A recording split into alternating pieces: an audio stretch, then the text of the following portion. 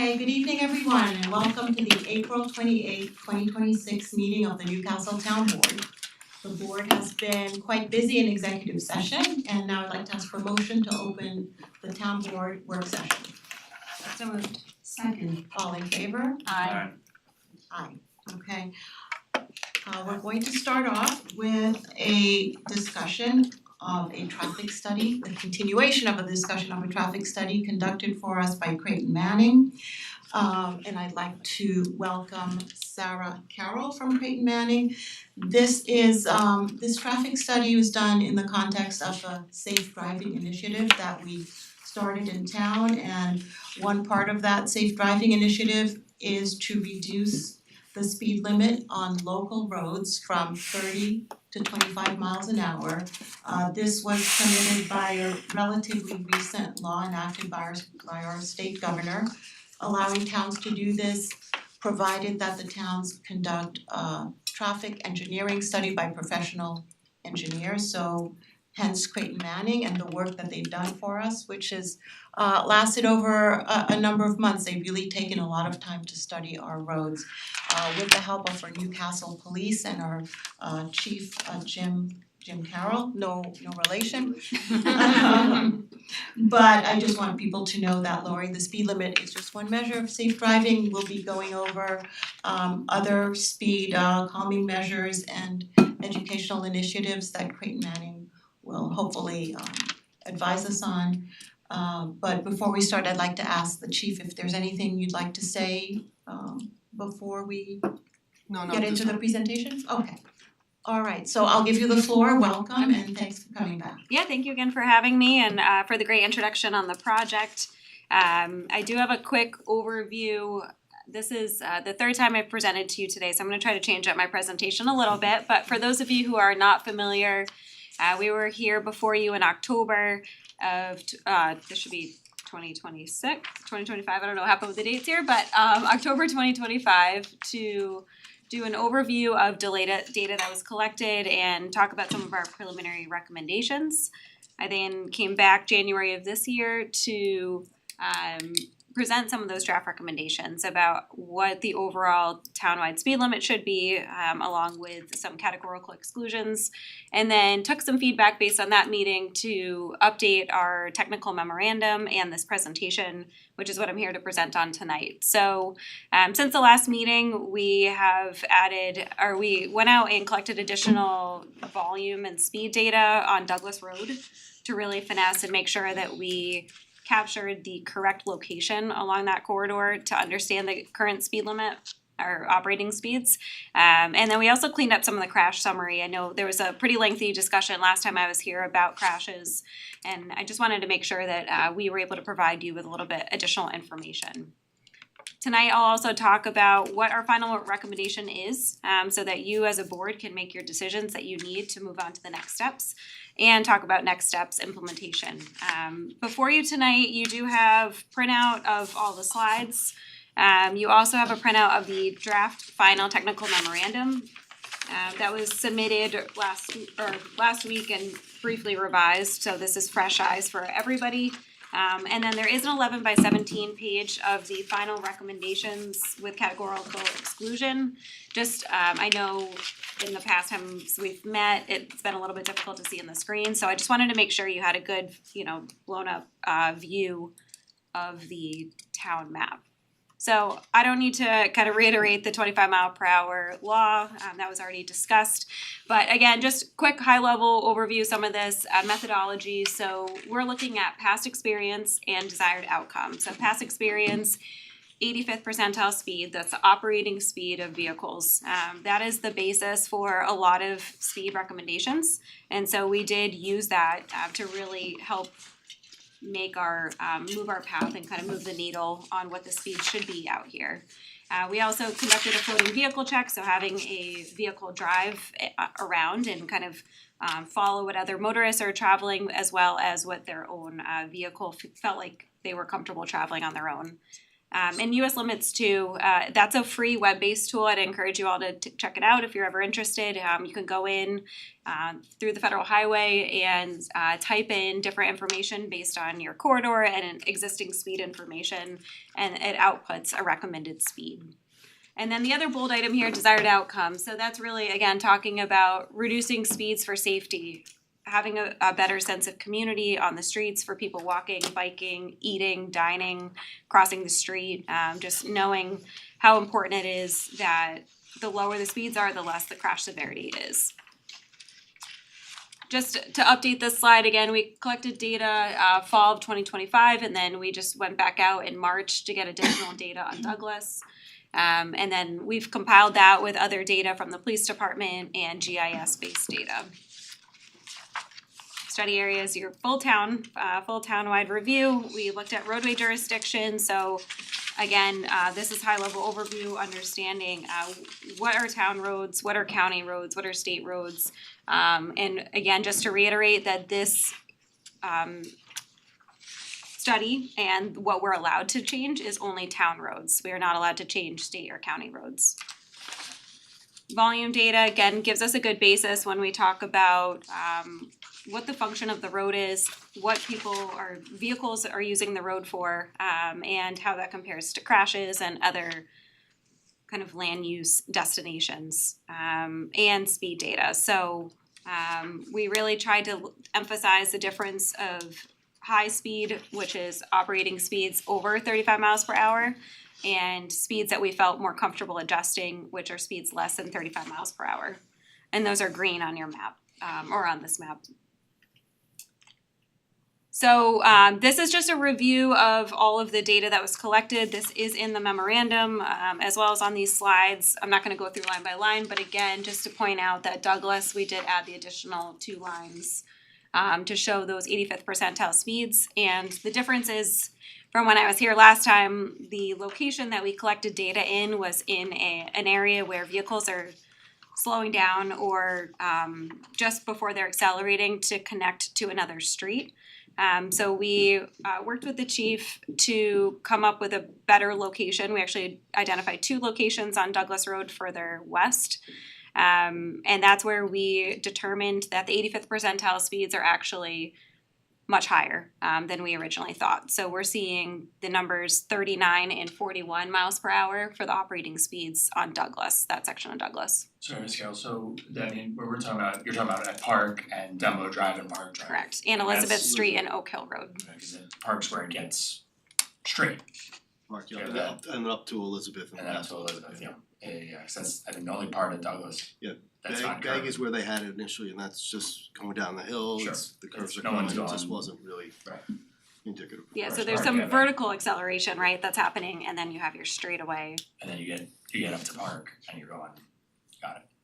And we don't have the ability necessarily to segment each street and say each segment of a street is appropriate for a certain speed. So having 3 out of our 4 data sets along this corridor speaking to higher operating speeds was pretty telling. Sorry, why can't we segment section by section? You're saying from putting a speed limit up? Correct, from for this type of road. Feels loud. For this type of road, we wouldn't wanna change the speed limit Maybe in that 50 feet. short of a block Got it. from on the eastern leg of Douglas Road. Got it. If it was like a multi-mile and we had kind of differentiating Yeah, factors. you can segment it for the 85th percentile, just you can't segment the speed on the road. In this specific corridor, in this scenario. I don't know, I'm just curious, what's the distance between where you would usually switch it, a mile, 2 mile, like how? I'd have to give you a better answer on that, but I'd say at least a mile, based on how we're, most of my research has been in area-wide speeds, not segmented speeds, segmented so speeds. I'd have to take a look further, but we're trying to look at this Google kind of it, high sorry, level, yeah. top down. I appreciate that. Yeah, was yep, just but I'm curious. happy to get back to you on that. Thank you. So again, we talked about land use briefly, but that plays into the desired outcome, so where we have a mixture of residential connecting to residential, residential connecting to commercial, where people might wanna eat outside, go to shops, park across the street, good bike ped destinations, so it all plays into the desired outcome of the town and how you'd like speeds to be. Crash history. So a couple things I wanted to point out on this map. We did update the crash summary. We'd initially been showing 2020 to 2024. We are now showing 2019 to 2024 data to give you a good solid 5-year data set. And we did update the number of crashes in the top right corner of the table. This is also summarized on the next slide. So you have a better idea of the total number of crashes on the corridors that we specifically investigated. Not all of the corridors had documented crashes, so those are zeroed or not included on the next table. We did talk at length last time about the heat map specifically and making sure that any non-town road wasn't being covered in our dots. And so just a couple of areas to point out, the Roaring Brook Reader's Digest area, that does document some crashes to the on and off ramps there. We can't change that, we can't manipulate that data, so I would say take that all with a grain of salt, that it is the on and off ramp. It is not on the actual highway itself, but I understand it's also not on that town road specifically. So that heat map itself probably hasn't shifted too much from what you saw last time, but I wanted to point that out. I know we talked about it. Just to repeat back, what you're saying is, what we were concerned about, I guess it was 2-3 months ago when you came, was, hey, those must be sawmill accidents. Those must be accidents that happened on the sawmill, and you're saying, no, they might be someone getting on the ramp on the sawmill or off the ramp on the sawmill. Yeah, if you zoom in on this map, you can see the specific locations are on the ramps, Okay. not on, we made sure that they were not on sawmill specifically. Got it. But based on that kind of concentration and area, it just looks like a, But when you say they're on the ramps, that's not exactly on the road, they're on the on-ramps to the sawmill? correct. So if you're on, Roaring Brook and you're getting onto Sawmill, and it's just, again, the way that it was documented in the police records, and we can't manipulate that data. But the on-ramps are not exactly the street itself. Correct. But the way So- that the GIS calculates and kind of identifies, it takes like a little bit of a offset, a little bit of a zone in a certain area to grab it. So if you look, I'm sure if I pulled up that specific police report, it would identify it as the street, not the ramp. They And this- probably wouldn't be attributed to speed, correct? Correct. A crash. It's probably something unrelated, not related to speed. Right? Yeah, it's a good point. And again, this is one specific scenario, I just am bringing it up to let you know that we did look at it, but it doesn't really change the recommendation of that corridor regardless. Clearly, there are identified crashes out there, and we also are seeing higher speeds there, so it is, it kind of all ties in with the recommendation. Those are some of the two most heavily traveled roads. Yeah, your ADT. So that's why in this table, we have the ADT listed as well, just to see the comparison of number of crashes to the volume on the road. It's really important information to have about that intersection because there's clearly a safety thing going on, just may not be speed related, and Right. take that for We could next use it steps. to make an argument for a bridge there, right? We've tried. Pretty short years. Can we bring them the crash data? Do we have that? Yeah, We've supplied it. I'm just, I know I'm being very detailed here, but That's just in terms of how we think about what we can do Yeah. on our roads. Yeah. So when you talk about these crashes on the on-ramps, they're not on the road itself and they're getting on the highway. Are these crashes as cars are getting on the highway, or are they crashing into each other actually coming from the road onto the on-ramp? Yeah, cause there's not a Because I've never really traditional, seen that before. there's not a traditional ramp at that particular Northbound there intersection.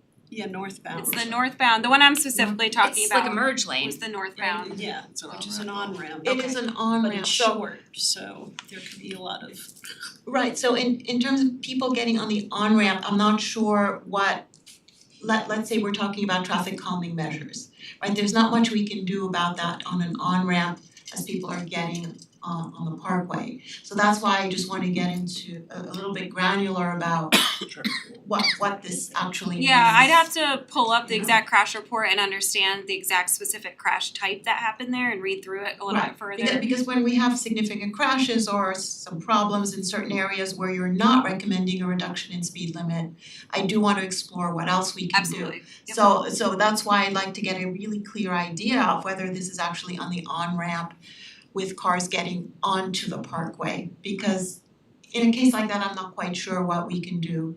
Well, In can we terms of do road- anything road because it's a measures. parkway? So Can we do anything? the on-ramp is actually covered by the county. Right, this is a little bit misleading through no fault of yours, but when we see Roaring Brook with the highest rate of 44, there's really, that's in a segment of roadway that we don't control, that we can't do anything about. So I just wanted to be clear about that. Yeah, I think I understand where you're coming from, which is trying to use this information to do additional traffic calming measures in the future. And so I think what I just wanna confirm is that this study is to look at overall speed limit reductions in the town, and that we can now use this data. This data has identified locations where further study is required. And I think that that's important to point out that we would certainly zoom in and kind of look really closely at all that and clean that up as part of a traffic calming study. From the speed study portion of it, it is a factor, but it's not the only factor in making the recommendation to change the speed limit. So from what I'm seeing, I mean, we take Roaring Brook Road, Reader's Digest Road out of it. What we're talking about is the big three hotspots are Campfire Road, Douglas Road, and Croton Lake Road. All of those are in the 10 crashes to 16 crashes range in 5 years. across a 5-year Five-year period. period. So we're talking one crash every quarter, every 3 months. For some, I just wanna right? put it in For some. perspective, for all of them. For some it's less, Yeah, it's less, it could be 2 a year. right, but 16, what we said is that Campfire Road, 16 crashes in 5 years. So we're talking about a crash every 3.2 months. And how many were caused by weather? Right. Total road, snow, But these do stand out, and sure. Yeah, and when we talk about safe driving, we're not just talking about speed limit, so and I appreciate all this information, it's really helpful. But we will move beyond reducing speed limits at some point, so we can use this information to inform what we do, and there's always going to be other factors like weather, rain, snow, etc. But anyway, go ahead. Yeah, no, I think it's if we kind of move on to just quickly the findings. Again, I went through this in detail last time, so I didn't want to do it again here, but just to confirm, we're looking at identifying what the current posted speed limit is. So you do have some streets that are currently posted 25, some that are 30, some are higher than 30. We are looking at reducing the local roads 30 miles per hour down to 25. We cannot touch the 35 mile per hour roads.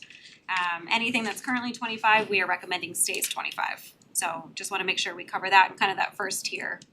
Then we looked at operating speeds. So again, that 85th percentile speed, anything greater than 35, we cannot just change to 25 without additional traffic calming measures. So that's what we'll talk about next. Again, we looked at pace car speed to really understand how it felt driving, crash history, land use we talked about. So all this to say is our recommendation has been and continues to be that a town-wide speed limit of 25 miles per hour is recommended with categorical exclusion. So what that means, again, is that all of your local roads that are currently posted at 30 can change to 25 with the exception of the streets listed here. And I think really what you're talking about and looking for is what else can we do on those streets? And I think that if anything comes out of this study, aside from reducing the speed limit, is where are our problem areas and how can we take that further?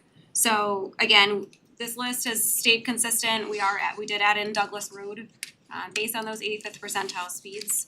We are not quite comfortable reducing an operating 39-40 mile per hour road to 25 without additional measures at this time. So that has changed since last time I was here. So I guess that's my question, right? When I was reading your report this morning, that's my question, is that we're saying hardscrabble has the most accidents, Campfire has the most accidents, Douglas has the most accidents. Also, they're on our exception list of not to change.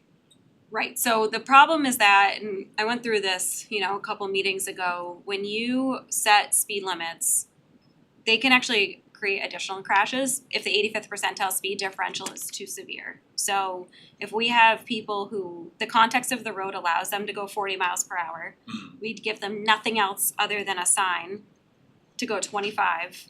The guidance is that their speed will only be reduced by 3 to 5 miles per hour. So they'll go from 40 to 35 in a 25 mile per hour zone.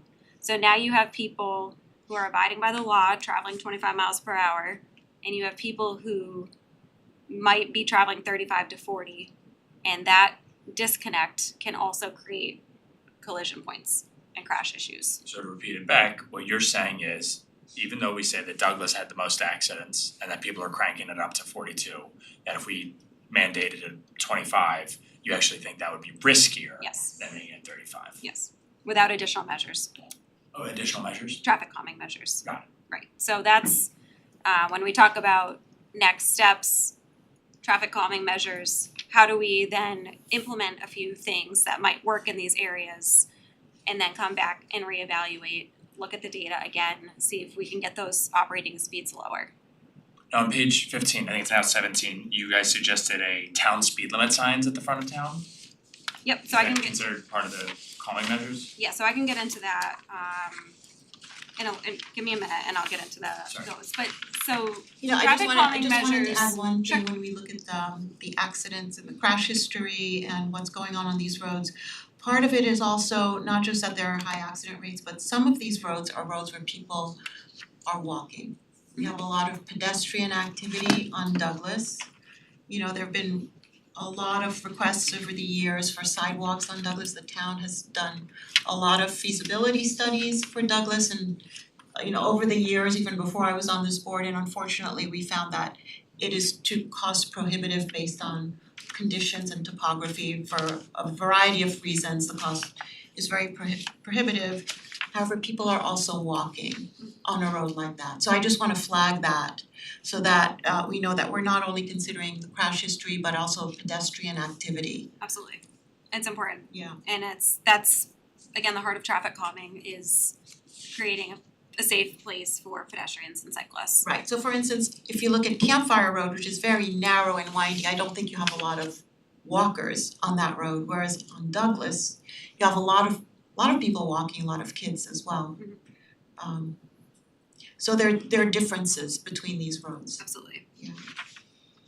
Okay. And so again, when we talk about next steps, traffic calming, how do we get these speeds lower? How do we get people traveling slower? We talked last time about some of these recommendations that may not work in your town, but some could. So speed feedback signs, I know you already have some of those. Those are generally successful as long as they are up and implemented. Speed feedback signs do show a decrease in operating speeds. Other options are to narrow travel lanes or to remove double yellow center lines. Something again on Douglas that we could take a look at depending on the width of the road there is, do you stripe shoulders? Not the ideal solution for a pedestrian, but it does force the vehicles to drive in towards the center of the road a little bit, and maybe slow down as they're meandering curves and knowing that there may be an additional bike or pedestrian presence. Again, not ideal, but at least it is an opportunity to provide a dedicated space for those Do you know users. how much width you need for something like that? So I'd have to look at the design criteria of the road and understand it. Typically, you could probably look at like 4 to 5 feet for a space that would accommodate bikes and pedestrians. We've talked about that. Yeah, we have, there, and Jeff, it's one of the things on his list, Jeff Gaspar, the town engineer, is to look at something like that. You would still run into a few of those issues too, that we talked about, yeah, sidewalks are logistical issues, cost. But there's some other issues too, because some of the homes are right up on the property there, so if you're taking 4 to 5 feet in some of those areas, some of those have like rocky outcroppings, have retaining walls, have rock walls, there's some water courses there, so there are some difficulties with that too that would have to be looked at. It is on the list for Jeff to take a look at, but Understood. Yeah. Do you know the width of that road off the top of your head? I don't. Cause I'd be curious if you could keep that within the paved section, so you don't have to I- touch any of And that. I don't think so. It's tight. But in your experience, is it fair to say that adding 4 or 5 feet, adding that bike lane, aiding those lines, the end result is that it makes the road safer? Yes. You mentioned something about not being double yellow striped, what's the alternative? So in some scenarios, the center line of the road, if you remove the center line of the road, and you just have an open space. So vehicles know they have to stay on the right side of the road, but they don't necessarily know where their center is. There are studies that show that that does contribute to slowing people down because they don't necessarily know where their designated lane is, and the potential of opposing vehicles. I don't think you have. It's a little counterintuitive Yeah, to me. yeah. I don't know how many scenarios you have of that. I mean, I don't think you have a lot of streets with a double yellow center line anyway currently. Does Campfire Road in the curviest parts have a double yellow? It does. So, I mean, one would think that that would make it safer because people would stay on their side, So but there's nowhere to go. Yeah. Yeah. I'm on that road every Me day. too. People aren't observing the double yellow No. necessarily. right, so then is Sarah's recommendation valid for that road? Cause that road's a tough one in the curviest It is, I don't parts. think we can compare the roads, the conditions are so different between all of these roads. It's also That- dark. I think the double yellow's helpful traveling Yeah. Campfire On Campfire, at night, yeah, which I the do reflection, yeah. multiple times a day. And again, these are all wonderful ideas and next steps in a traffic calming study or review. Those are all things that would come out and individually looking at each of these locations, and identifying what the current conditions are and what the problem spots are. Like you said, one size will not fit all on any of these traffic calming measures. That's why it's typically a menu of choices. And what works with current speeds, volume, pedestrian bicycle activity, number of driveways, budget. So For- there's a lot of factors. For something like the speed feedback signs, which I think we know work pretty well. Yeah. Yep. Is that something we need additional study for? Or would we could just, No, Chief and I have actually talked over the last few days, and we think we can look at one immediately for Douglas. Yeah, I mean, there's a cost associated with it, so I'm not sure we would put them immediately in all locations. You have several portable ones right now, we right? have, yes, we have 2 trailers, which are the big one, and we have 5 portable ones that go around. And I did price out the solar powered one today, between $4,000 and $5,000 per Yeah. year.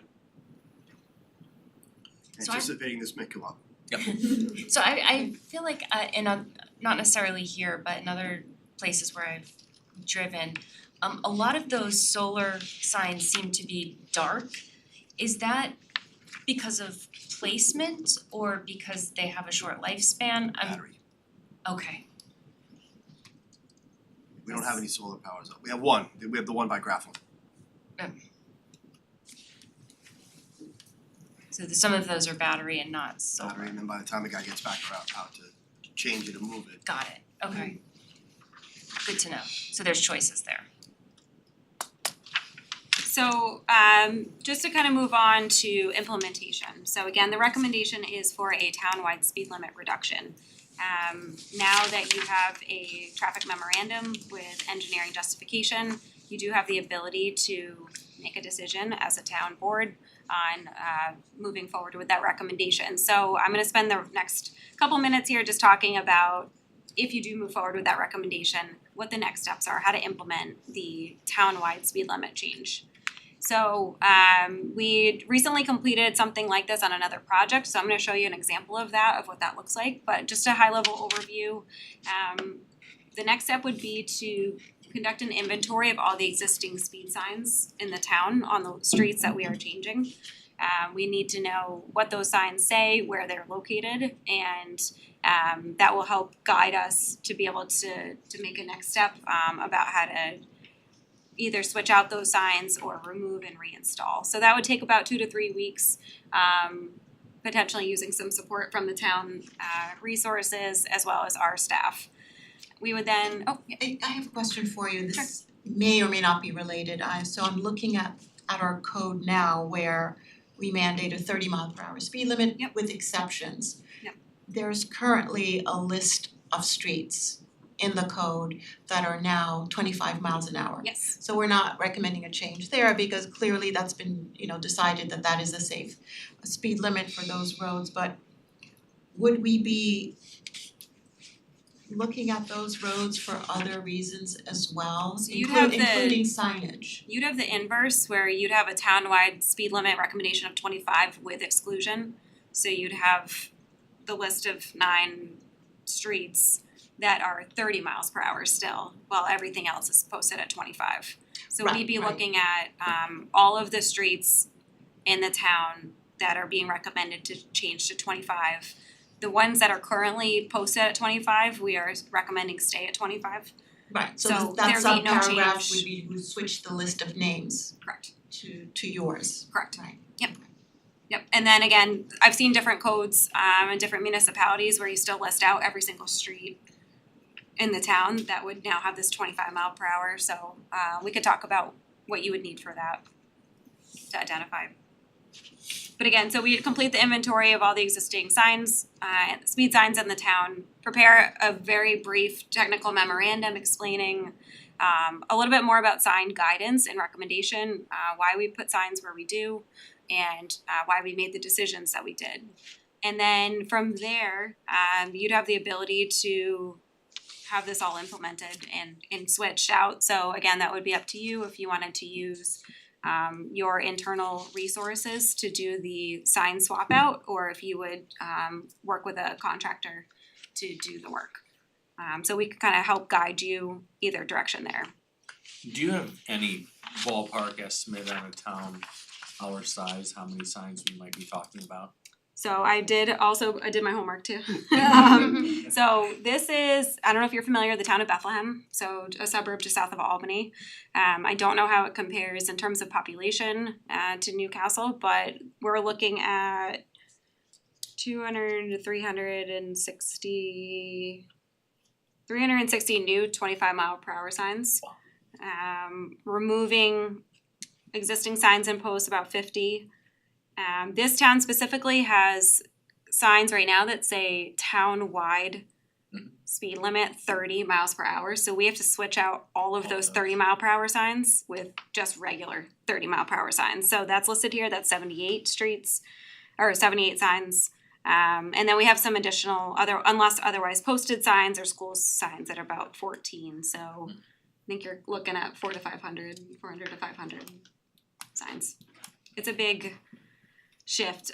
This town, again, the way that their roadway system is, it might be a little bit different from yours. So it's a couple of things I wanted to talk about here. We'd be looking at key sign locations and summarizing that for you, like you can see in this table here. And just to highlight those major road entrances, so that's as you're entering your town, we have to have a new town-wide speed limit, 25 mile per hour sign, unless otherwise posted. And so that is to signify as you're entering your town, this is the new speed of the road, unless we tell you otherwise. And are those effective? Like, it just seems, It's law, it's I mandatory. understand, but do they have to say town and for, like, if we've already opted out for a bunch of roads and there's these major state roads, that's the piece I'm missing. So you have, if I go back to the recommendations map, all of the, give it a second, all the streets in green Yep. are going to be 25 miles per hour. Right. So you have to post for every one of those streets, more or less, that those are now 25 mile per hour I understand. areas. And it literally has to say, what was the line? It was town speed limit. has to It say doesn't it's have town. to say town-wide, it could just Right. say 25 mile per hour. But if they're existing, they have to be changed. If they're Right, I existing, understand that to be changed. yes. What my question is specifically making it say town speed limit. No, you don't Is have to do that, that's not a requirement. My MUT, ask it's a for you guidance. is does it improve We will, enforcement? Does it improve, like, is we it can you're work through saying- that as we work through this next stage, I don't have an answer for you on that. Okay. Just based on MUTCD guidance, it could go either way. I've seen it as preference based in the municipalities I've Right, worked in. I guess that's my question, is So- it preference based or is it about like, actually, we think that this will mean that people would go slower on the Douglas? Yeah, I'd like to look at it again in comparison of all of the streets like you talked about, where you have multiple different jurisdictional streets and streets you're not changing. What is most effective? We'll get that answer to you as we progress to the next stage. When it comes to that as well, I think knowing what the neighboring towns do, because if people are accustomed driving in this area to seeing a townwide speed limit posted, I would assume that we would want to follow suit so that people have their expectations set based on what the neighbors are doing. Yeah, yep, absolutely. And again, you could still do town-wide 25 as you're entering the town, but then on the individual streets, just do 25. You don't necessarily have to do the town-wide on every sign. Yeah, that makes sense to me. Agreed.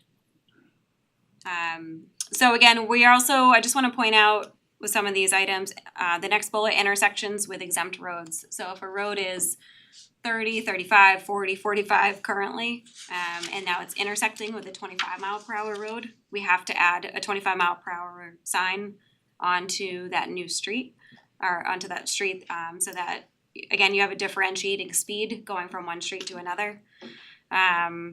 And then again, intersections, just something to highlight, we would take a look at making sure that if we do add in a speed limit sign, it is on the side of the intersection as you're leaving, as you're heading through the intersection. That's an MUTCD guidance. So we take a look at that kind of holistically for the entire town. You may have some signs that are not in compliance, and we'd be happy to take a look at that and make some recommendations.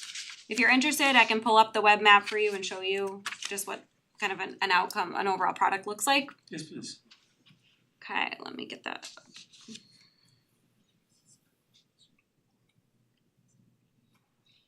So this is again kind of a progress right now that we're working with in this municipality. Well, you're not gonna be able to see it. Let me switch.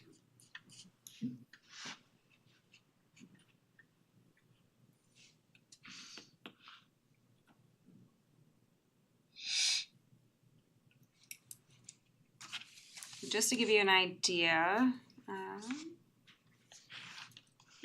just give it a second to load here. So it looks very similar to your town in terms of green streets are local streets that are being converted to 25. Purple streets are local roads that are not being converted to 25.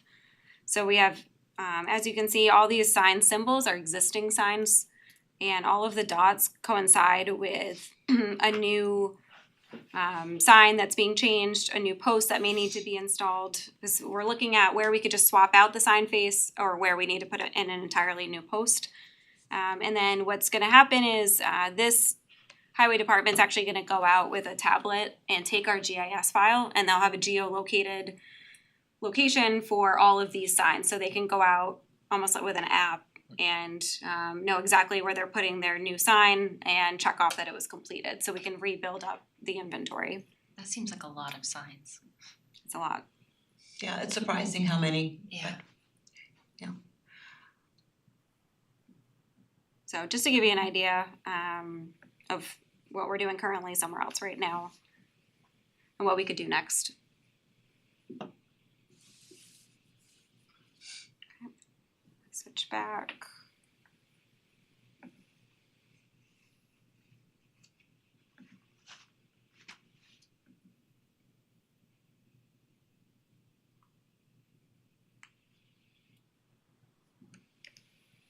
Okay, So that's just what I wanted to update you on today. I know we've kind of come this far over the past few months with taking a look at all this information. Our recommendation has stayed the same other than the categorical exclusions. So we are still happy to recommend that the town does have a 25-mile-per-hour speed limit. Thank you very much. I know you've done a lot of work over many months, Yeah, so it's this been has great. been very thoughtful It's and been well, great. you know, well thought out and planned. So I would propose at this time that we take a look at our code. And, you know, Lino, you can work with Rob and Chief to amend the code. But there's nothing for the board to do at this time. This is a change in our code which requires a public hearing. So we need, in order to have a public hearing or even to set a public hearing, as I'm advised, we need the new legislation actually in front of us. So what I would propose is that we work on having an amended legislation brought before the board at our next meeting, changing the speed limit townwide on local roads to 30 miles an hour, having the categorical exclusions recommended by Creighton Manning be the, you know, the exclusions rather than the ones we have currently. And bring that draft legislation to the board at the next meeting, we can take a look at it and set a public hearing. And after that, you know, then we would take a vote of the board to change the speed limit. Yeah, just so the board's understanding, so as the supervisor was saying, you have a code provision right now under the town's vehicle and traffic law that has specifically roads listed at 25 miles per hour. So we have to just amend that, and because it's a local law, we just amend it the same way, so, and it does have roads that are 30 miles and roads that are 25, we just have to amend that list. So I'll prepare that for the next meeting.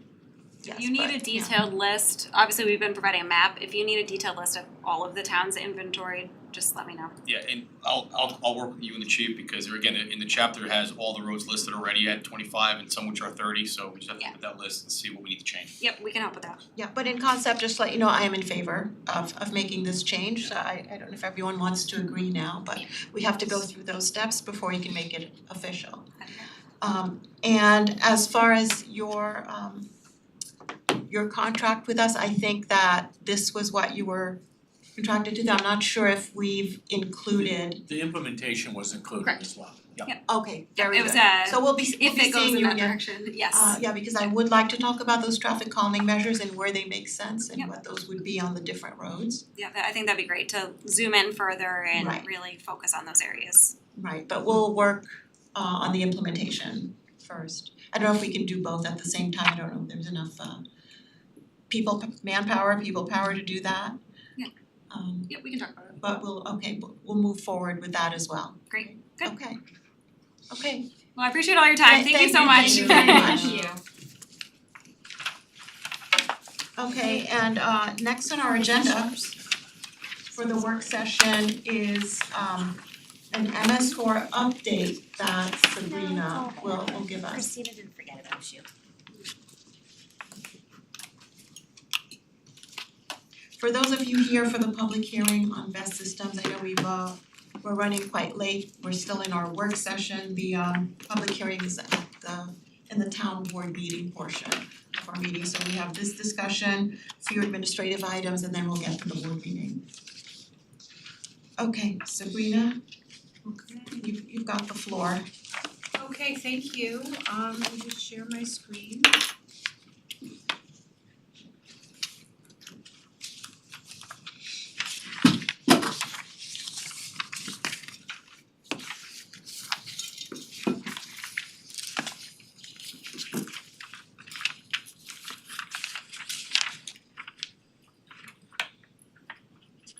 Okay, I also have Jeffrey Gaspar, he's online and he will help answer questions as part of the presentation for the areas that he's responsible for.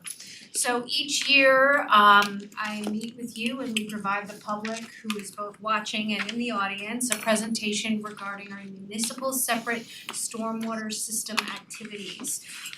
We are working under a New York State DEC law, it's known as GP 024-001. And it's a host of activities that I'm gonna talk about tonight. So what is stormwater? It's exactly as it sounds. It's water that comes from a storm. So anything that falls from the sky, whether it is in the form of snow, rain, sleet, or hail, is considered stormwater. How it impacts the land is what we regulate. What happens when it impacts the land. When it hits the ground, when it flows to the nearest low point, whether it be a stream or the bottom of a hill, it carries with it whatever is on the ground.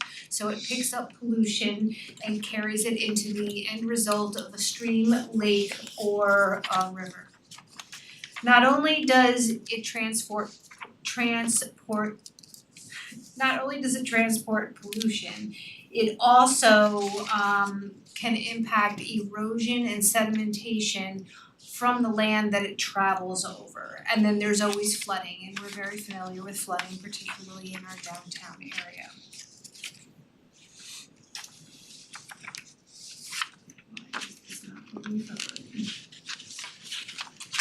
Okay, so just to get a sense of hydrology in Newcastle, we are located in 4 major watershed basins. We are in the Croton River Basin, the Lower Hudson River Basin, the Bronx River Basin, and the Upper Long Island Sound Basin. There are different concerns within each basin. For example, the Croton watershed has what's known as a phosphorus limit for total maximum daily load. That is different than the Upper Long Island Sound, which has a nitrogen TMDL, or a nitrogen restriction. Water bodies within both of those watersheds and really around our town in all 4 watersheds can be listed on what is called the Priority Water Body List. This is a citizen or a group-oriented list that is a water body is submitted to DEC based on a water quality problem, and DEC lists it as part of a priority water body program. There's also water bodies that DEC lists on the Priority Water Bodies program, 2 of which in our community are Sawmill River and the Bronx River. So just to give you a sense of the history of this MS4 permit, it's been happening for a while. It started in 1974 with the Clean Water Act, and from there, the New York City Watershed Agreement, and then DEC started creating the Municipal Separate Storm Sewer System program, which affects every municipality in New York State. Newcastle is lucky in that we have a team dedicated to implementing stormwater, and this is the team. As I said before, Jeffrey is online. Bart Carey, the Commissioner of Public Works, has a hand in this, as well as Ike Kuzio. So all of us and with Rob are all responsible for making sure we meet the requirements of DEC's permit. What does that mean? So the permit is really organized into 6 areas. There's 6 different areas of water quality control, if you will. The first is public outreach and education. There's public involvement and participation, illicit discharge detection and elimination, construction site runoff control, post-construction site runoff control, and pollution prevention and good housekeeping. And I'm gonna go through each one of those. I'm gonna try and be quick about it because I know we're short on time, but we are required to present this to you. When it comes to public outreach and education, we are required under the regulation to identify target audiences and associated pollutant generating activities. For example, one of our audience could be landscaping operations, and one of their pollutant generating activities is the way that they mow grass, and if they discharge that grass into the street system and it gets into our storm drains when it rains, that is increasing phosphorus level in that receiving water body. So we need to identify who they are and what are their pollutant generating activities, and then we have to create education materials to disseminate to them about being good water quality stewards. Every year we have to review our target audiences and update our messages. Once every 5 years, we have to document our methods for communicating with these audiences and updating our materials. once our comprehensive integrating mapping system is completed, we will have an immediate identifier for audiences other than the ones we know about, the general public and the DPWs and the landscaping operations. We'll be able to narrow down on those audiences. I don't wanna lose track of this question. This is the GIS Yes. mapping system. Yep. Were we able to use the grant money? Yes, we For that. received, Okay, we thank you. received I think it was 75? 70 or $75,000 of that $125,000 contract to develop the system we need to manage this program entirely using our GIS. And I'll go through that as well, cause it is one of our minimum control measures. Just to give you a sense of our accomplishments when it comes to public outreach and education, we have done a direct mailing. We have a mailing list that receives all of our materials. We have public presentations. In the summer of 2025, we actually developed a whole new program that we're implementing using social media. And we do e-newsletter posts, we have printed materials. I'll be putting things up in the lobby of town hall. So we're really making the community aware of what impacts stormwater in the community. When it comes to public involvement and participation, we present this presentation to you annually. The public is given an opportunity to submit questions and comments. And we have an identified local point of contact. If people have questions, that would be the town engineer. We also established a stormwater email, stormwater@mynewcastleny.gov for people to submit questions, concerns, or comments regarding stormwater in town. When it comes to minimum measure 3, illicit discharge detection and elimination, you may say, Sabrina, what does that mean? And that means that there is a spill or a failing septic system that occurs within our boundaries that unexpectedly contributes pollutants to a water body. So again, we had to create policies and procedures that we implement if there is an illicit discharge that is detected. We have the stormwater hotline that we established, we have a spill response protocol, and we have an enforcement response plan in place to handle any illicit discharge detection or illicit discharges that occur. Within 3 years under the stormwater program, we have to maintain and inventory a database of monitoring locations. We have to prioritize those monitoring locations, and we have to inspect and sample them. For example, we have one what's considered a hotspot location under the regulations, and that is our DPW yard. We will need to monitor and take samples from runoff from that yard that goes out into a stream or a drainage pipe. So this requirement is you had asked, it's incorporated into our integrated mapping system, and during this summer, we will have 2 interns in place who will be out in the field inspecting our outfalls and doing the sampling at those monitoring locations. How many monitoring locations do we have? We have roughly 335 monitoring locations, or outfalls, some of which are monitoring locations. We're still identifying the set number of locations. Got it, so 335, and so it's about 1 a day, It's really gonna come down to about between 7 and 14 a day.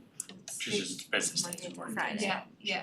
Well, business days, work days, and how efficiently the interns work. I don't know that we'll get the interns to do all of the work. We may have to have staff continue that. In the meantime, we have I saw an email address, I mean, if somebody wants to report something, if a citizen or resident wants, they're detecting a leak, like, Yes, everybody- absolutely. that's Or what if they should do. they see an outfall that's clogged or it's backing up, they call us or They call you. email us. Yeah. Are we getting a lot of outreach? No. I mean, we're getting a lot of response. No. When there's an illicit discharge, we know about it. Oh, okay. Yeah, I mean, people, we discover it when we're out in the field doing other work, or people notify us of it.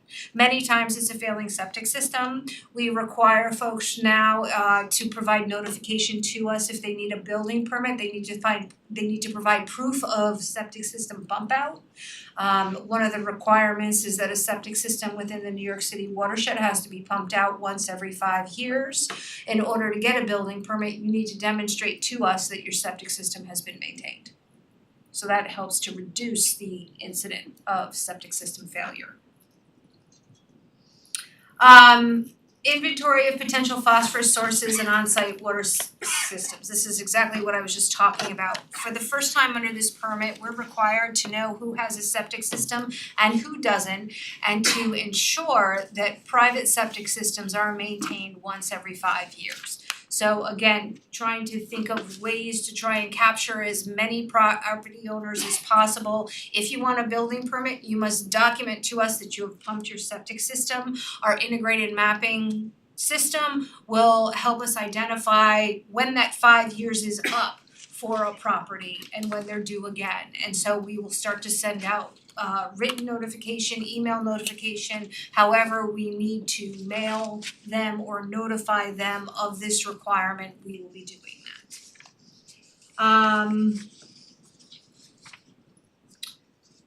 I'm gonna turn this over to Jeff, who's online, or actually I'm gonna present it, he's gonna answer questions. Minimum measure 4 is in relation to construction site runoff control.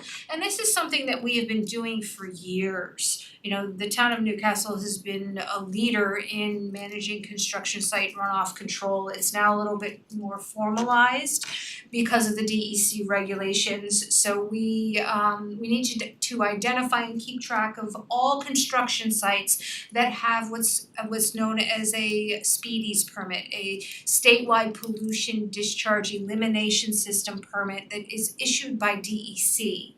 So there are certain requirements that these construction sites need to incorporate into their construction activity to ensure that their construction activities do not pollute nearby waterways and streams. There's a pre-construction meetings, there's oversight requirements, there's construction site inspection requirements, there's closeout requirements, and there's an enforcement process and procedures that go into effect for compliance. We have been implementing these procedures in the building department for many, many years. Right now, as of this year, there are 7 active construction sites in the inventory which have been identified in our high priority watershed basins, and they're being inspected and managed according to the protocols in accordance with New York State DEC. So, you know, that is kind of how we are functioning right now. Does this, what's included in construction sites? So like the fire department that's doing construction, do we Yes. monitor for them? Same thing for the school district? Yes. Okay. Yes, and so many times in a large construction project, the developer will be required to have a site manager, somebody who oversees construction that reports to us, and then we'll go out and we will do our own inspection, assuring that everything is being done the way it should be done. That, for example, silt fence around an open area is installed correctly and is cleaned out properly. Right, that's a best management practice that we need to ensure is functioning properly. Jeff, do you wanna add anything to that?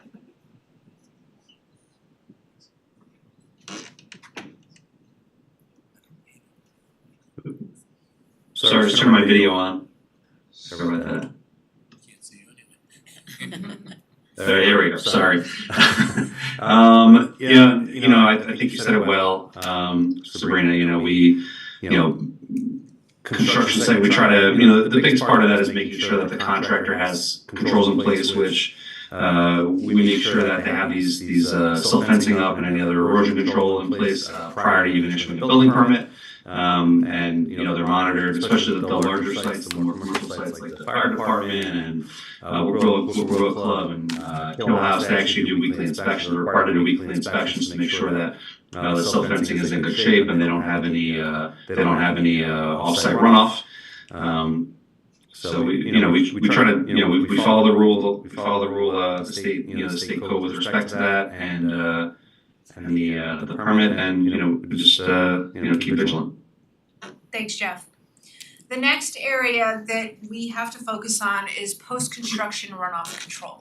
This area, in the past, when it comes to post-construction control, we only had to worry about the towns, I think it's 12, either 6 or 12, post-construction stormwater practices that the town is on town-owned land.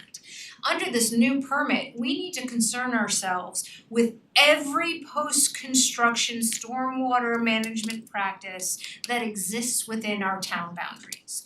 We need to ensure that a rain garden on somebody's property or in a subdivision is being maintained and that rain garden is functioning properly. So this created a whole new level of work for our office in regards to tracking, very much like the septic systems, all of the post-construction stormwater management practices that exist in the town.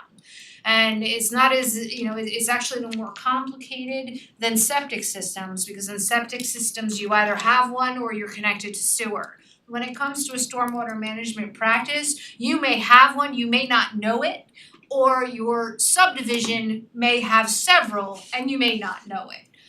So it's a lot of research has to take place to create this database and to start collecting information and tracking, because we need to ensure that these private entities are maintaining their practices. And if they don't maintain their practices, we need to try and get them to maintain their practices. We need to amend our code to give us the authority to take over and maintain their practices. And we have a whole process that we need to explore with you to do that. So do you have to go backwards to construction projects that were finished decades ago? Jeff, If correct they- me if I'm wrong, is it 2014? What's the date? You're on mute. I literally just muted myself. So really we have to go back to 2007, even 2003 if we can. That was when these stormwater controls were began to be required. So one of the tasks that we have, and we've done a little bit of it, but our interns have been, or will be putting together, will be this database of, and I believe the Felicia's been helping the planning board admins has been helping go through and actually creating a database of every single stormwater management practice that has ever been constructed in the town post 2003. And then from there, we're going to have to go through a notification, notification process to tell people you have this, we identified it, and the state is now requiring us to keep an inventory and track the condition of it and ensure that it's inspected at a regular basis. And each stormwater management practice type has a different inspection, different types of inspections and different periods of inspection. So, once this database is made of all the construction practices and the types, then, our challenge will be actually tracking and enforcing, making sure that the inspections are being done, and when they're not, having some mechanism, and Sabrina mentioned, we're gonna have to, speak to the town board regarding some enforcement mechanisms to ensure that people are doing these inspections and providing them to us,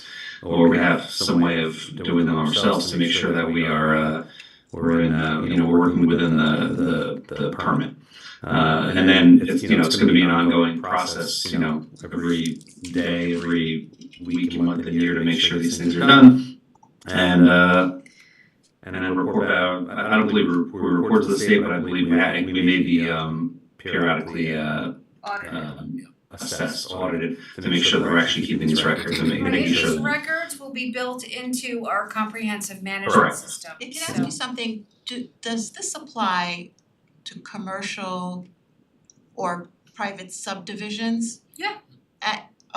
Everyone. Everyone. Does it apply Everyone. to Everyone. individual private properties as well? Everyone. Yep. The whole gamut of everybody, of every property in our community. Is there anything individual property owners can do to help, like if they're aware of something on their property? Maintain your practice. You know, I mean, let's be honest, I mean, this applies to every town in New York State. Yes. It is absolutely impossible for a town to manage every single property within its borders. And with no funds to go with it. These are Right. unreasonable Right. requirements, and I think Unreasonable, that totally. we do, you do, our staff does a fantastic job Thank you. of abiding by the law, but I think we've said this before, Yep. from the board, it's up to us to acknowledge that this is incredibly unreasonable. No town can manage every single piece of property in terms of this type of activity. Yeah, it's a lot. I was just saying to Eric that we have amazing staff and resources that we could dedicate to this, but I work in Yonkers every day. I would love to know how they're managing the MS4 legislation or Austining with much limited resources. So I want to tell you that Austining and Yonkers do not have land area in the New York City watershed. Many of these requirements are due to the fact that we have a land area in the New York City watershed, and in the New York State DEC permit, we have something called heightened permit conditions, which make this much more complicated. Right, so it applies statewide, but only in the Well, to it- those municipalities. Well, there's other watersheds, like the Long Island Sound, if you're nitrogen restricted, they have different requirements, but it is a very difficult program to implement wholeheartedly, which is why creating the integrated management system where we can start logging all of this information will be super helpful when we're up to renew this program, because we will know exactly what we can and cannot accomplish without additional funds. I mean, we know that now, but we're documenting it, which I think speaks louder than No. saying we know we need more help. We've always said, since we became aware of this, that it's the mandate without the funds that is problematic, right? It's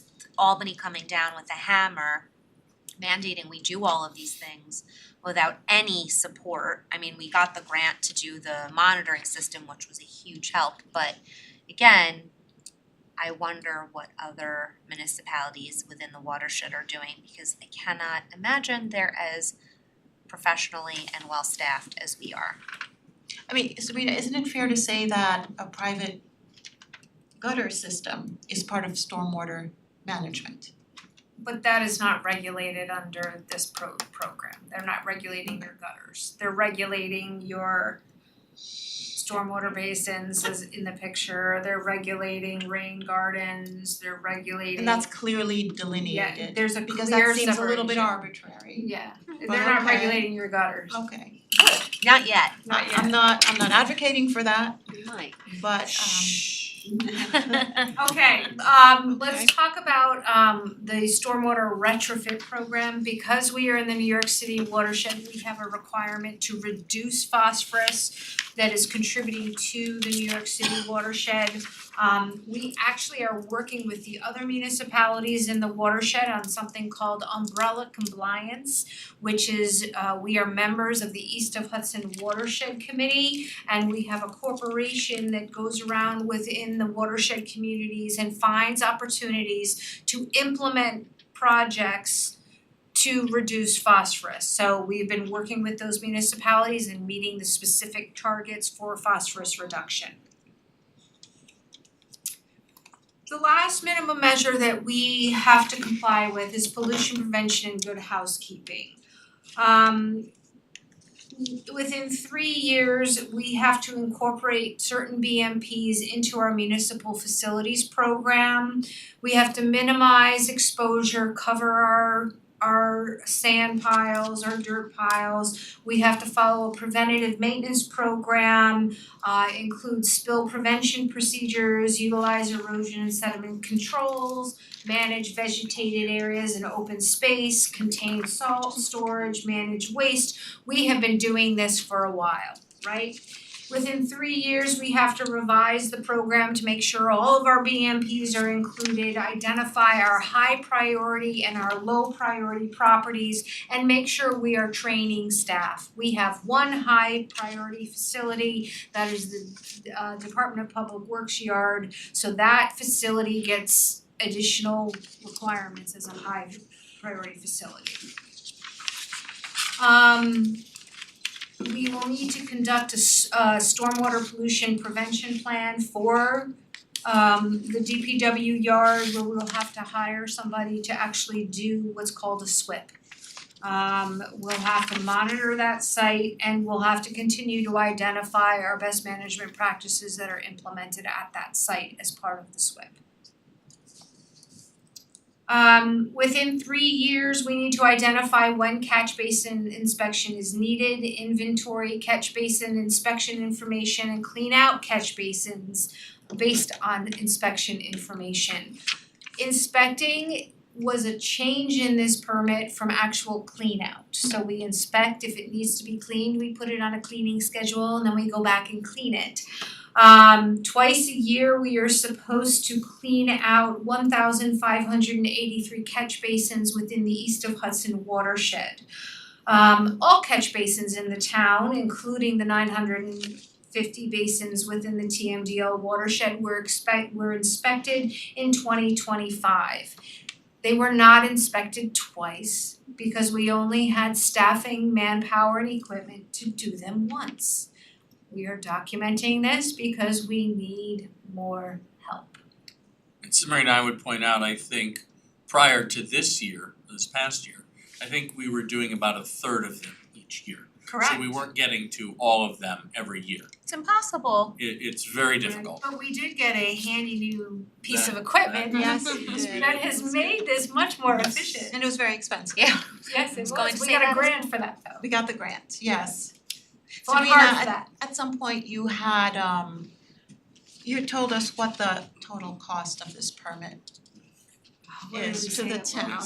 Like $3 million? I mean, it's difficult, it's in the Can we millions stick- because to really comply with every component of this, it's gonna take, I don't know, we said between probably like three and Five. 6 or 7 staff members, Okay. several more at DPW, several more in the development department, in Yeah. the monitoring, additional training to be able to go out and inspect these sites. It's really the field work. I mean, we do a lot of field work regarding every single building permit that comes into my office, and every construction site that's occurring in town.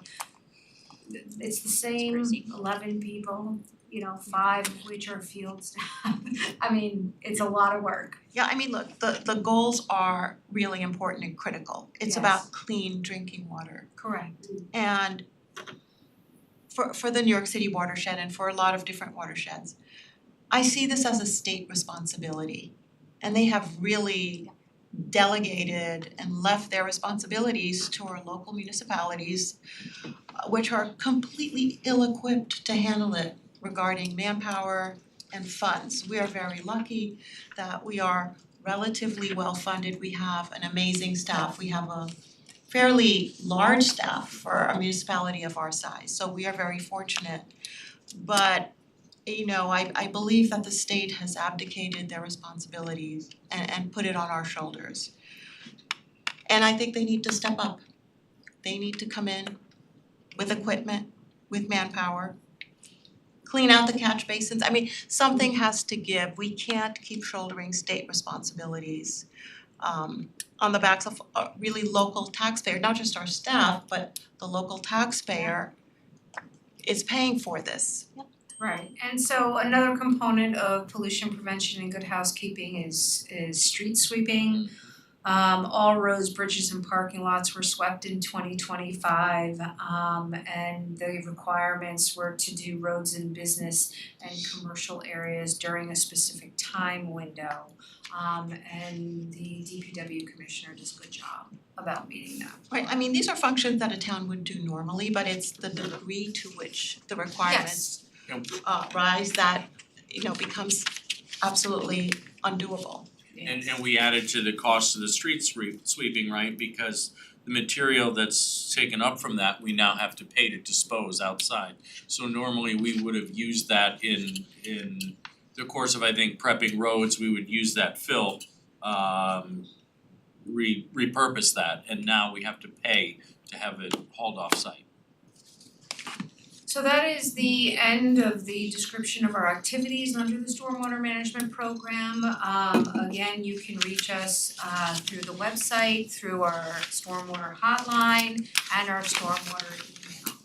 Thank you, Sabrina. Okay, thank you Sabrina, thank you Can I ask to you, everyone who's doing a lot of work on this. is Yeah, there, go ahead. do they have data that show that this is effective? Well, that is the $1,000,000 question.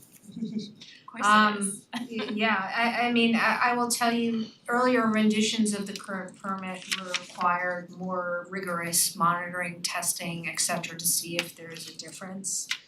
I don't know that you would see that. I mean, it seems like a lot for. A lot of the phosphorus in the New York City watershed is in situ, meaning it's already in the reservoirs. Not getting to the reservoirs, but I'm sure it is getting to the reservoirs, but there's already a high count in the reservoirs themselves. I appreciate the thoroughness on this. Thank you. Jeff, do you have anything to add?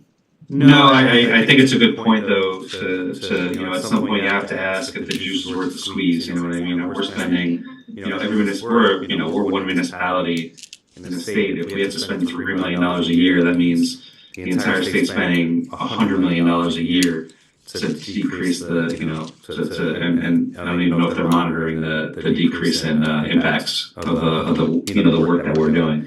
So it's a worthwhile question. 3 million? Was that that's the number? Well, it was Jeff 3 just- million a Jeff few just dropped 3 years million. ago. Jeff dropped 3, but I think it's actually higher than that. Yeah, I think it was more like 4 or 5 So, is what I recall, but that was towards a the couple of end years of ago. It must be more now. It was kind of stepped up. That was by the end of the 5-year permit, I think, was the total, because not all of those requirements were required immediately, right? Right, there's There was a 3-year phasing in of targets, some of there's the stuff. 5-year It targets. was over time, to be fair, right? 2026 is the But- third year, we have a lot of targets to meet this year. Right. But for comparison, our overall budget for the entire town and every special district is $52 million. So, to add that much just for monitoring essentially is what this is. Monitoring and street sweeping, et cetera. 3 million, probably more, but across 5 years. Yeah, I mean, if you need 6 employees, you're probably talking, with benefits, 125, 150,000, depending on what their specialty would be, per year. And never mind the opportunity cost of, what they aren't able to do. Well, that's where we are right now, right? Because in order to do this, so we have stepped up our catch basin inspection, cleaning out. So we used to do about 500 per year, we did 1,500 last year. Well, we have the same staff, so now there's other things that aren't being done because they're having to do that. Have we hired 6 new people? No. We can't do that. But that's what it takes. In order to fully comply, that's our estimate, but we I could we're use 4 more constrained- summer interns. we're constrained with the No, tax I cap. mean, thank goodness for interns. Okay, Hope so they're not let's move on, we've got Yeah. an agenda before us, People are so reading. Rob, could you go quickly through the admin items and then we'll move on to our town board meeting? We have the adoption of monthly reports for March of 2026, the adoption of minutes for March of 2026. We have retroactive payment of claims for April 17th and April 20th of 2026. We have an authorization to approve the banner request for the annual Strawberry Festival. The banner will be displayed from May 25th to June 6th. The event is on June 6th. We have the authorization to attend the conference for the police department. Lieutenants Rocco and Pasmino will be attending the Chief of Police Training Conference. That is from May 18th to May 21st, total cost of $1,442. We have the DPW 2025-01 Millwood Water Treatment Plant chemicals bid for the contract price extension to Surpass Chemical for caustic soda that we're renewing that for 1 year to June 30th of 2027. We have the authorization to post and hire a maintenance mechanic repairer in the building maintenance unit. This was Chip Fowler's former position. Chip retired in February. The position, the salary range is $73,805 to $101,098. The authorization to extend the Chappaqua Central School District bid B 2025-02 with Suburban Carting. That's for our carting for our commercial refuse areas and town-owned buildings. We piggyback on CCSD's contract. They had a 1-year contract. This is the first of 4 permitted extensions. That's to SaniPro. There was no increase over prior year. Total cost is $59,160 annually. We have the DPW 2026-01, the Highway Maintenance Materials Bid Award to Shamung Supply and to Seal Coat. That is also a 1 year to April 30th, 2027. We have the Millwood Water Treatment Plant Chemicals bid contract price extension for liquid chlorine to J.C. Jones Chemical. That's a 1-year extension to June 30th of 2027. We have water maintenance materials bid contract extension for specific items. They were listed in the backup. There were quite a few items. That was awarded to Carmel Windwater. DPW authorization to accept the additional cost. This was unfortunate. We received a grant for the Polar Flex plow blades. These are plow blades that are more efficient. They're able to get closer down to the road and to be able to remove more snow the first time. That will lessen the amount of passes snowplows need to make and reduce the amount of salt needed for the road. Unfortunately, when we went to purchase them, these were items that were hit with a tariff. The increased cost is $9,620.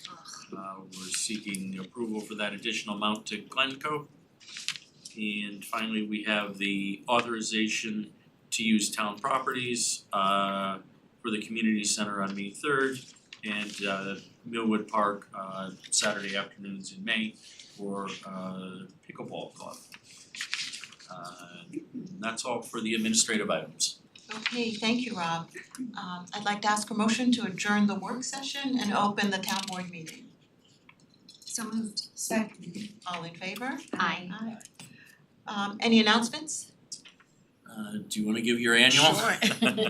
Time's running out. Semi-annual.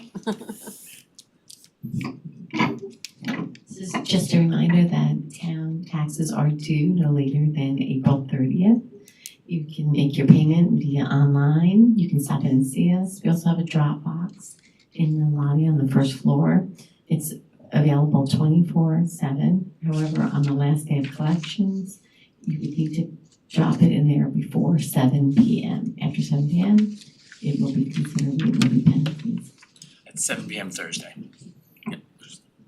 Okay. Yes.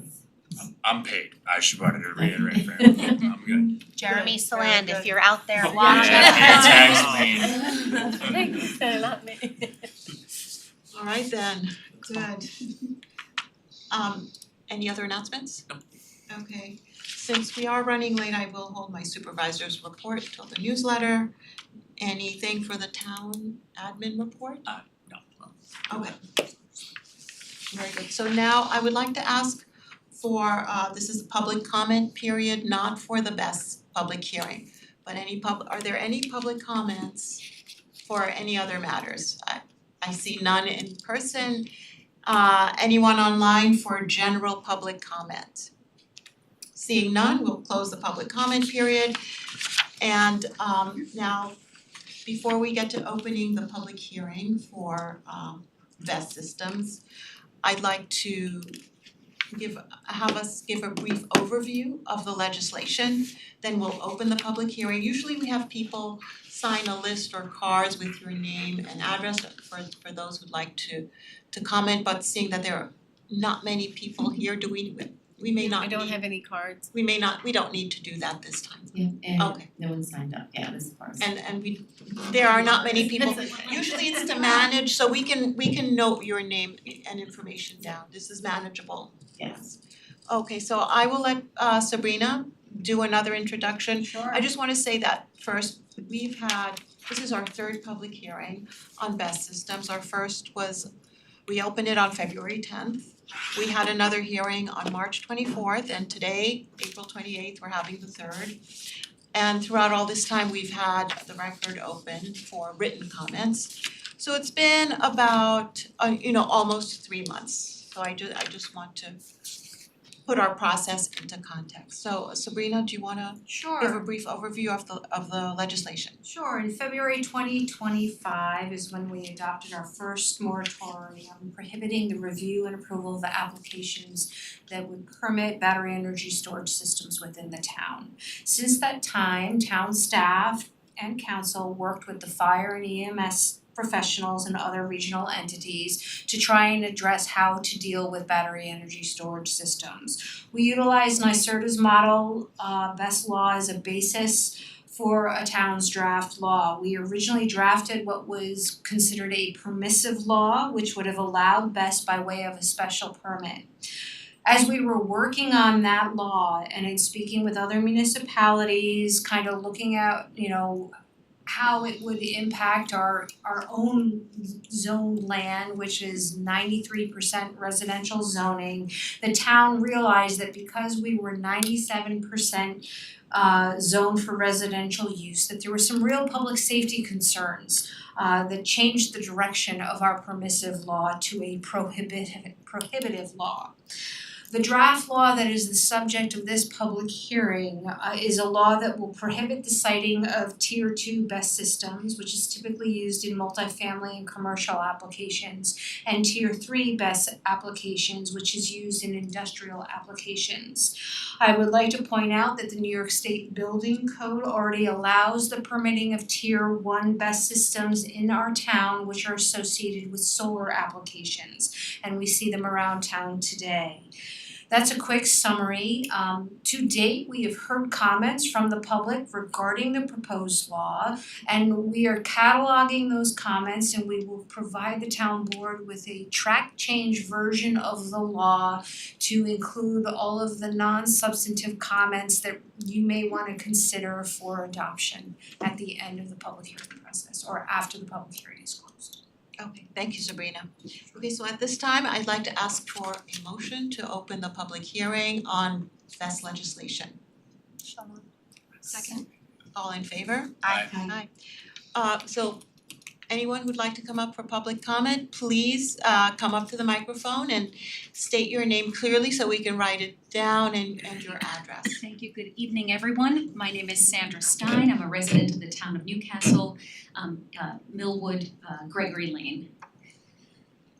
Madam Supervisor, town board members, again, my name is Sandra Stein, and I'd like to state on the record for the third time that I do support the town's proposed ban on these Tier 2 and Tier 3 BESS facilities.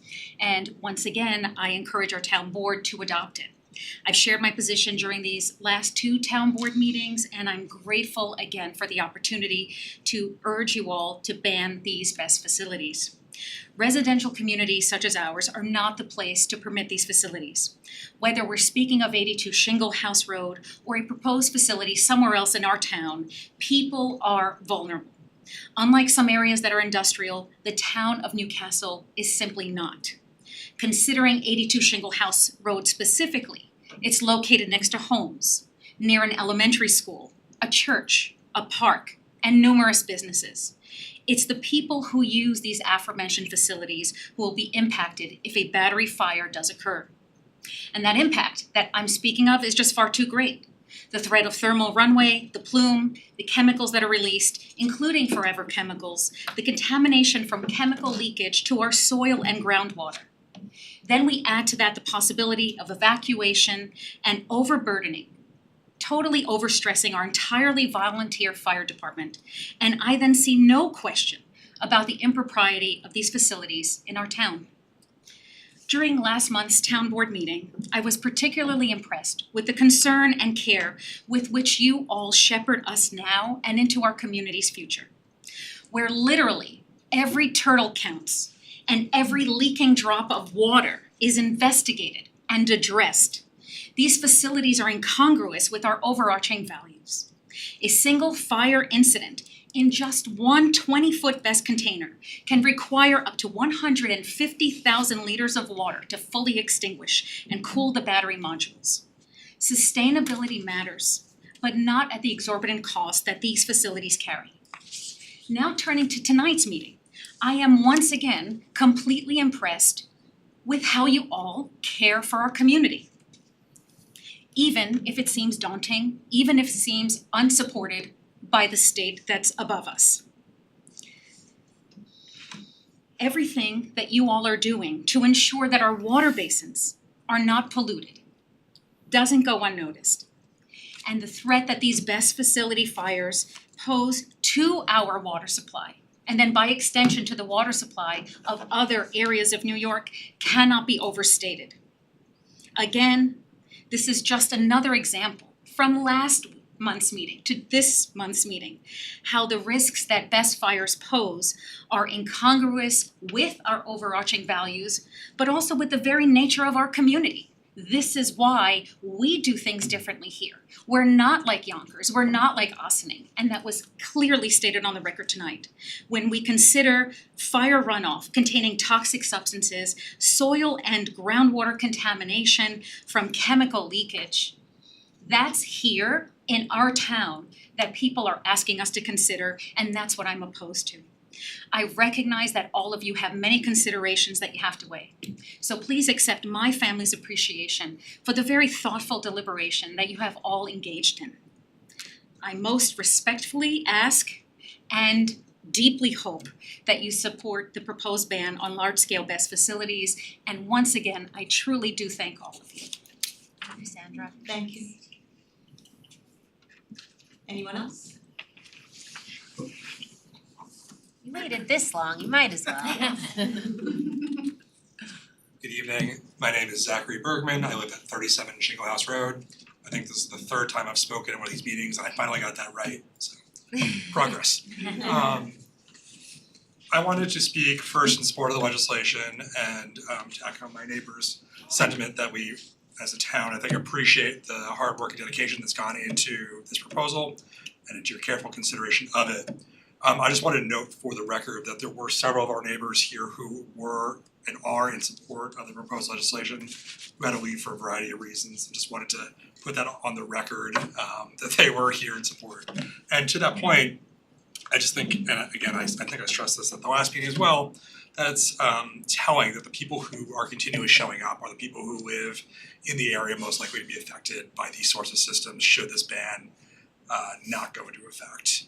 And I would just ask, and also given the tenor of the prior conversation that we had tonight about the environmental impacts associated with living in, I believe, four different watersheds, this isn't an area that is particularly well suited for these sorts of systems. Should something happen, it isn't just us that would be affected. It is a particularly terrible spot to have these systems put in place. And when keeping an eye on green initiatives, it's important to view them as a totality, not as a one-off. And although these systems may have although these systems may have some benefits for the grid as a whole, they also do have there are other issues that may arise were the ban to not go into effect. Sorry, not well stated, but my point is generally that these aren't systems that should be considered in a silo, and you have to look at the totality of the circumstances, and given the residential nature of the town and where we sit on various watersheds, proximity to the various schools, and also the proximity, in particular for 82 Shingle House, to schools and the town watershed, and the watershed, the ban should go into effect. Thank you. Thank you. Anyone else in person for comments? No? Okay. All right, anyone online for public hearing? Okay. All right, let's see, Laura Lenahan? Good evening. I'm sorry that I couldn't be with you in person. I appreciate how long the work session took. I have not taken a position on the draft legislation. My concern has always been with the process by which the town has approached its decision and its drafting of legislation.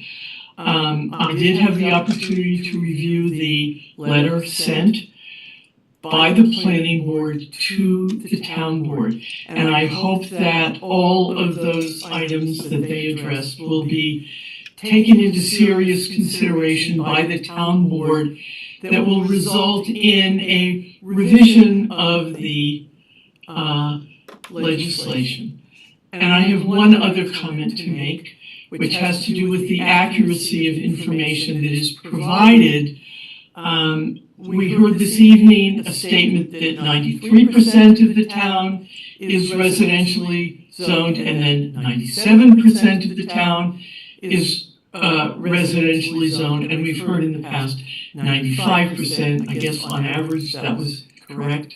But in fact, there are many parts of the town that are residentially zoned that actually aren't accessible from the point of view of putting homes in place. So for example, the Con Edison properties in the region of Shingle House Road, and those are large properties, are technically residentially zoned. So I'm just requesting for accurate consideration of the specifics of our town as we move towards what is a very important decision. And finally, I will say that one of the recommendations of the planning board is that there be flexibility in the legislation. Thank you. Thank you. Next we have Jacqueline Rains.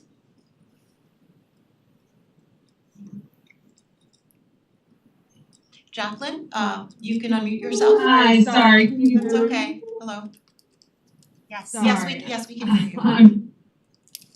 Sorry, hold on one moment. Hi, sorry, can you hear me? Yes, we can. I'm so sorry, I have a crying baby. Yeah, once again, I just speak, I can, unfortunately. I just wanna say I echo everything that Zach said and Sandra. And apologies, my baby's crying, but I waited this whole time, sorry. Yes, I'm sorry about the wait. Sorry. I think we understand what you're trying to say. We appreciate you waiting. Thank you for waiting and apologies for the long wait. Yes. Some things won't wait. Okay, Like a baby. let's see.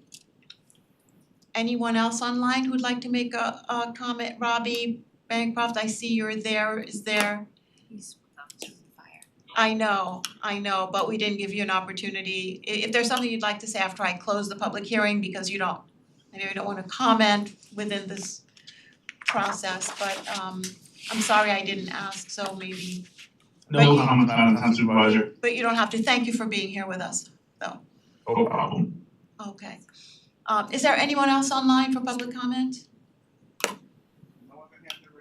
Okay, so seeing that there are no other comments, what I would like to propose at this time, because this public hearing has been open for almost 3 months now, I would suggest that we close the public hearing. We leave the record open until Friday at noon for written comments. That I will ask the town staff along with our attorney, Lino Sharetta, to revise the legislation to make the non-substantive amendments. For instance, definition of tier 1. I wanna make absolutely sure that we're not, the definitions of tier 2s and it's getting very late. Tier 2 and 3 to be defined in the legislation. to make sure that our tier one is not associated, doesn't require an association with solar. Were there any other amendment points to make? No, I think that was it. Okay. So I would Clean it up. I would suggest that those changes be made so that we have the clean and revised legislation before us at our next meeting. Whereupon we will, discuss it.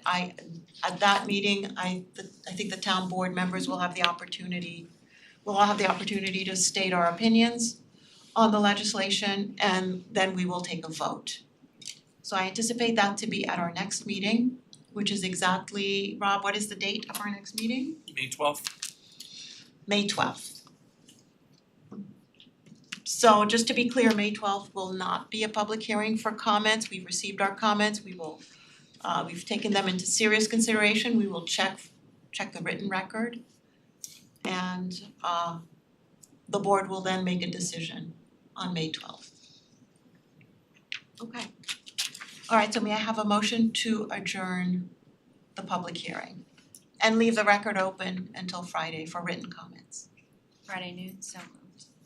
Second. All in favor? Aye. Aye. Okay, that's it. Thank you very much. I wanna thank everyone who has come to all three hearings and have sent in their their written comments. I know it's a lot of time out of your evenings because it always involves a wait. So just know that when we're keeping you waiting, we are discussing issues that are really important to the town. We're not being careless with our time, and we always consider that people are waiting, but there are always issues of great importance to us. So we do appreciate all of the time that you've spent and all the people online. Whatever your opinions have been, we really do appreciate how much everyone cares about our town and cares to provide feedback. So And if you came to thank you. all three, you get a fourth one free, right? Yeah. So that means we'll have to open up We another, gotta open a another separate one, there we public go. hearing for people who have participated to a high degree. Well, they can come to the solar one. There's two. They can. Thank you. Thank you very much, everyone. Get 'em Okay. saved. Nice. Scott, I feel better. Okay. Better rest. Rob, you've been through the consent agenda, right? Yes. They are part of the administrative items. Is there anything on the consent agenda that was not in the list for administrative items? No. Okay, and the proposed actions we will go over in the agenda. We have one more So- resolution to distribute. Okay.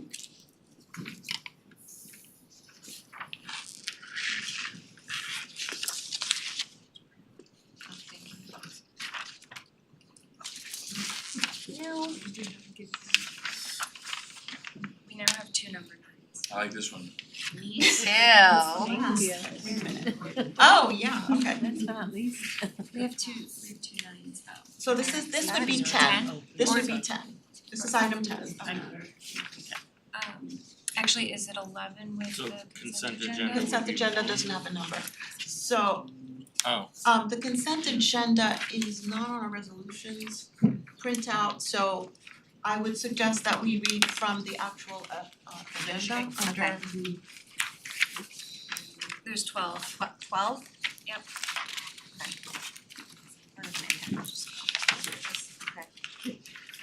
when you say 12, what's the No, the Consent agenda. 12 administrative items on the items. consent agenda. Yeah, Oh. the consent agenda. Yeah. Items. Okay. you can move for items 1 through 12 on the consent And agenda. move to adopt items. I move to adopt items 1 through 12 on the consent agenda.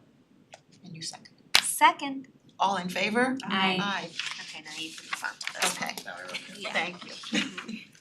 I move to authorize the hiring of Diana Safarelli for the position of PT bookkeeper within the controller's office at the hourly rate of $60 an hour effective April 27th, 2026. Second. All in favor? Aye. I move to authorize the hiring of William Brenneman for the position of PT summer help intern within the development office at the rate of $3,000 for a 6-week period. Second. All in favor? Aye. I move to authorize the hiring of Emily Monklis for the position of PT summer help intern within the development office at the rate of $3,000 for a 6-week period. Second. All in favor? Aye.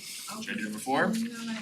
It's my turn. I Spread won't it do out- it with spread as it much out. zeal though, sorry. You know, there is, The terms, April to April. Okay. I would think, April to March. I move to authorize the appointment of Hetty Simpson to the Holocaust and Human Rights Committee for a 2-year term effective April 1st, 2026 through March 31st, 2028. Second. All in favor? Aye.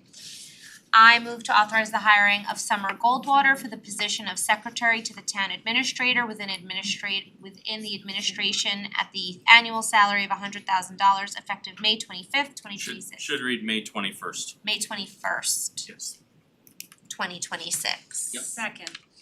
All in favor? Aye. I move to retroactively approve the payment of claims in the amount of $308,913.63 listed on the summary AP check register and detail voucher detail reports. Checks are printed and distributed to each claimant listed on Friday, April 27th, 2026. Second. All in favor? Aye. Go ahead, Holly, yeah. I move to retroactively approve the payment of claims in the amount of $10,361 listed on the summary AP check register and detail voucher detail reports. Checks were printed and distributed to each claimant listed on Monday, April 20th, 26th. Second. All in favor? Aye. I move to authorize increasing the rate of pay for Victor Lucas to $30 per hour. Second. All in favor? Aye. Jen, do you wanna take the I move to authorize the hiring of Kieran Toner for the position of temporary summer worker within the highway unit with a rate of $17 per hour for 37.5 hours a week effective May 20th, 2026 for a period of 6 to 10 weeks. This position will be funded through the expenditure line blah blah blah. Second. All in favor? Aye. And then number 10, that we just done. I move to appoint Christina Pace, our valued worker, as deputy town administrator with an annual stipend of $10,000 to be paid as a monthly stipend. Second. All in favor? Aye. Thank you. Thank you, Christina. Thank you all so much. Thank you so much. That was an enthusiastic aye. I love serving the community I live in, love the community, and thank you so much. Thank you so much. Okay, thank you, Deputy Town Administrator. Among all the other Yeah. hats. Tax and free. I'll take that email signature. May I have a motion to adjourn? Second. All in favor? Aye. We Now are adjourned. everyone Thank wants you, to say everybody. goodnight.